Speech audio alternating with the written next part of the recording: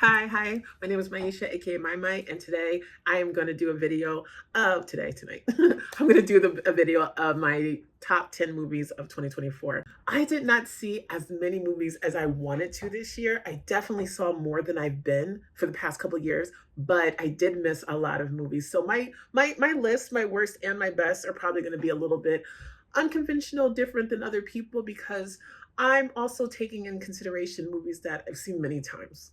Like, for instance, I saw Wicked about a week ago. It was good. It was like a B plus for me personally. It was like a B. It was like a B. And I don't see myself seeing it again. I'm super excited for part two though. Like, oh my God, I can't wait for part two to come out. I'll probably watch that multiple times. My top 10 are movies that I had a great experience with this year that I own or will be owning shortly, and or I've seen it multiple times, and that's why they're my top 10. So tied at number 10 is Fall Guy and Deadpool and Wolverine. I enjoyed Fall Guy. I didn't know if I would enjoy it. I did react to the trailer, never edited and uploaded because I was like not feeling it and I didn't want to put that out there on the internet, but I do need to do that just to share my experiences with you more. Like, I'm never really trying to intentionally be negative, hurtful, or like this sucks. I'm really not. It's more of, I don't know if I'm going to go to the theater and watch it, or I'm going to wait till it's on streaming, or I'm not interested. And I should share that, and I will. But Fall Guy, I did not think this movie was going to be as good as it was. I loved Fall Guy. It was such a good time. Streaming it from home. Like, we kept pausing, like, this movie's really good. Like, this movie is way better than we thought it would. I didn't get to see Deadpool and Wolverine in theaters. I did rent it from home. And it was a good time. There were moments where I was like, okay, wrap it up, or, let's proceed. But then there was moments like when he was looking for the replacement Wolverine. Oh man, I wish that was a little longer. I really do. But I laughed a lot. Hugh Jackman was amazing. I loved him in this movie. I loved him. The way they did, like, explain the Logan and everything, I was down with it. And it was a really good experience. So I couldn't, like, depending on the day, number 10 was Fall Guy. Number 10 was Deadpool and Wolverine. So I just put them together. It's kind of had the same energy in a way. And number 9. Number 9... it's probably going to be on nobody's list, is Blink Twice. I really enjoyed this movie. I know it's like really messed up, but I do like how the unveiling and unraveling of everything. I do like the street justice. I'm not going to lie. What was that quote from a movie called Murder of Crows? Vengeance is mine, said the Lord, but I couldn't wait for it. I'm just saying, sometimes I own it. I've seen it at least, I don't know, like 4 or 5 times. I enjoy it. And it's one of those movies that you have to tell the right person. Because I did see that movie with 2 of my lady friends, and they were just like traumatized. And I was just like, no? Okay, too soon? Number 8 is Nas Ratu. Not as scary as I thought it was going to be. Like, when I saw the trailer, I was like so scared. I was like, oh my God, am I going to scream in the theater? More of a gothic romance thriller kind of thing. And I know I'm a person who doesn't really like rom-coms, but maybe I like gothic romance thrillers. The acting was really great. It was excellent. The sets were beautiful. The tone was really good. I was very much immersed. Bill Skarsgård, his voice as Orlok was really intriguing. And there was something almost Shakespearean about how the movie was in general. I guess it's a combination of the look, the tone, the way they spoke, it being like Europe, all these things. And when I tell you William Dafoe, he gave me something I didn't expect. He knew the assignment.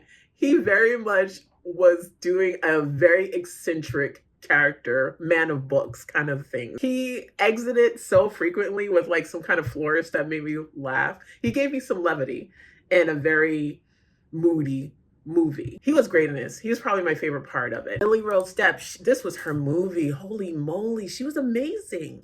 She was amazing. Like, the amount of acting and contorting and facial expressions she was doing, and the switching in and out of like almost like a possession state. I would have been tired if I was her acting in this role. She was amazing in it. It was really a good movie. I'm definitely going to watch it again. Number 7 is Monkey Man. I reviewed it in like a compilation review of movies I saw. I love this movie. I love the action. Dave Patel was awesome. It's a great story. I might actually watch it right after this because I've been meaning to watch it again. Number 6 is Abigail. I love this movie. I've seen the movie at least 12 times. I had such a fun time with this movie. The little girl's amazing. The whole cast was really, the ensemble, right, was really great. I was entertained. I have nothing bad to say about it, to be honest. It's great. I enjoyed it very much. No regrets. And number 5 is Alien Romulus.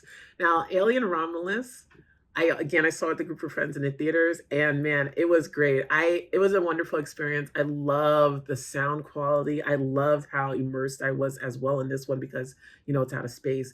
There's aliens. There's all kinds of things happening. The face huggers. Oh my God, I did a review of this one. I loved it. I know people called it fan service. Thank you. I loved it. I loved it very much.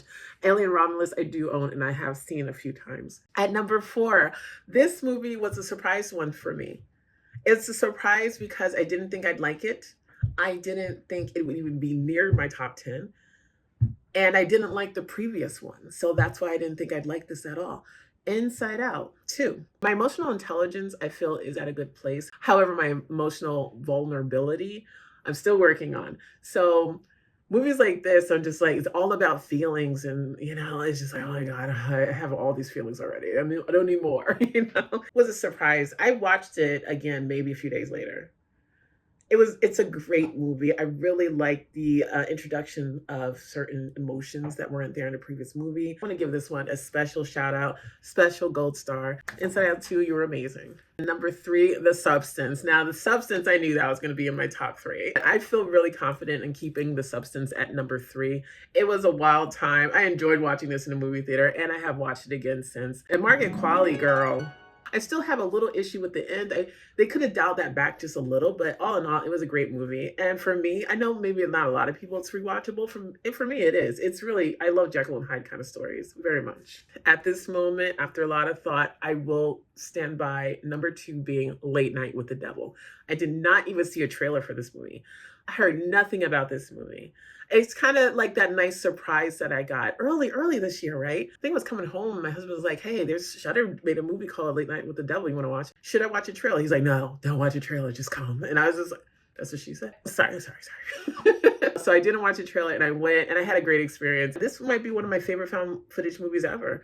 Like, it was so great. I do own it. I've seen it multiple times, and I can't get tired of it. It's really well acted, really interesting story. I'm a sucker for a movie that takes place all in one day or one location. I love that kind of stuff too. And here we are at number 1 movie of 2024 for me, Speak No Evil.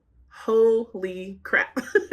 This movie is intense. From the trailer, you know the couple's in trouble and you're like, how are they going to get out of it? But when you get into the movie, you really see the dynamic that father-daughter has, husband-wife has on the same side, but realistic, and marriage and on the rocks kind of trouble. And then the sadistic obsession kind of marriage that the other couple have, judging parenting skills, you know, or parenting tactics, judging each other's relationship, judging man and woman and woman. It's just like there was so much going on, and it didn't seem overwhelming, but man, it was an intense movie experience. I saw this in theaters. I believe I saw it on a double feature day. It was an amazing time. It's an intense movie. This is, out of everything on this list, this is one of my number 1 scripts I really want to read. I really want to see how they made this happen because it was well done, really well acted, incredible story, super intense. And man, yeah. So that is my experience of movies in top 10. There are plenty of movies I did not get to see. And, you know, I hope I catch up on them eventually. But at this time, at this place, this is where I am. And it was great getting back to watching movies and having new experiences. You know, this is really inspiring to me. I really want to get back into writing next year. It's part of my goals for 2025. I still have a short film I haven't finished editing that was filmed so long ago, and I'm going to make that happen. I love all these things. I love movies. I love entertainment. I love getting immersed in another world. And I can't wait for 2025 experiences. Oh, so excited. Well, thank you so much for joining me. I had a great year on YouTube with 2024. Thank you for all my subscribers that joined me this year. I missed you. I missed this. And we'll get back into it more next month. But until then, thank you so much for joining me. I hope you stick around and have a great, happy new year. Farewell.